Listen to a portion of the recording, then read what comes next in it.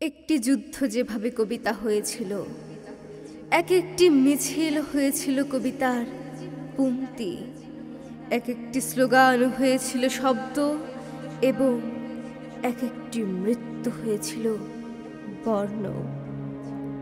আমাদের প্রিয় স্বরবর্ণ, ব্যঞ্জন বর্ণ। আমরা সেই কবিতা লিখতে লিখতে যুদ্ধে গিয়েছিলাম।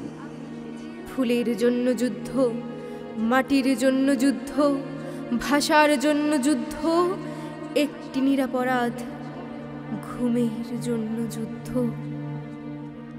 আমাদের কবিতা লেখা ছাড়া আর কোনো কাজ ছিল না সেই সময়।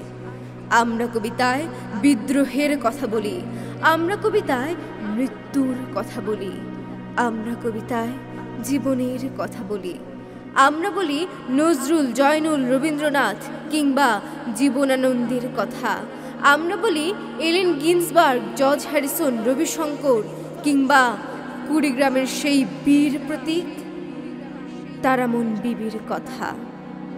তারামন বিবি কবিতা লিখতে জানে না, তবু তিনি কবিতা লিখলেন। ধরলা নদীর বুকে, তিস্তা নদীর বুকে, ব্রহ্মপুত্রের বুকে দৃঢ় পায়ে রুখে। তার কবিতায় লেখা আছে নুন পান্তার কথা, শাক পেলকার কথা, অভুক্ত জমিলা কিংবা মঙ্গার কথা। তারামন বিবি কবিতা লিখতে জানে না, তবুও তিনি কবিতা লিখেছিলেন, যুদ্ধে গিয়েছিলেন। সে যুদ্ধ একটি কবিতা হয়ে যায়। তারামন বিবি বাঘের মতো হুঙ্কার দিয়ে ওঠেন, শেখ মুজিব দিছে ডাক, হামাক যুদ্ধে যাক হয়। কাই কুণ্ঠে আসেন বাহে, হামাক যুদ্ধে যাক হয়।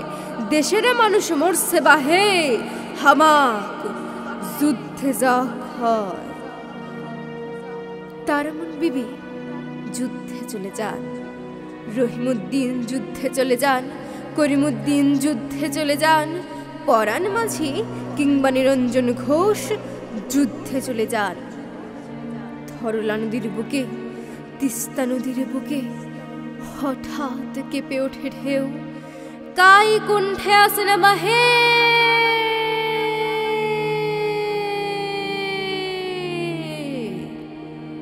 বলে ওঠে কেউ। অতঃপর গুলির শব্দ, রাতের শব্দ, মৃত্যুর শব্দ। তিস্তার বুকে ওঠে লাশ, ধরলার বুকে ওঠে লাশ, ঘুমিয়ে আছে লাশ। ভয়ঙ্কর সুন্দর হয়ে ওঠে লাশ আমাদের চারপাশে। তবু আমরা লিখি যুদ্ধাহত একটি বিকেলের কথা। আমরা লিখি বিষণ্ণ একটি গোধূলিতে প্রিয়ার চুলের কথা। আমরা লিখি স্বপ্নের কথা, স্বপ্নদ্রষ্টার কথা। আমাদের কবিতায় মহৎ একটি যুদ্ধের ইতিহাস আছে। আর রবীন্দ্রনাথের মতো একজন শ্রেষ্ঠ কবি ও ভয়ঙ্কর 15ই আগস্টের ব্যথা আছে।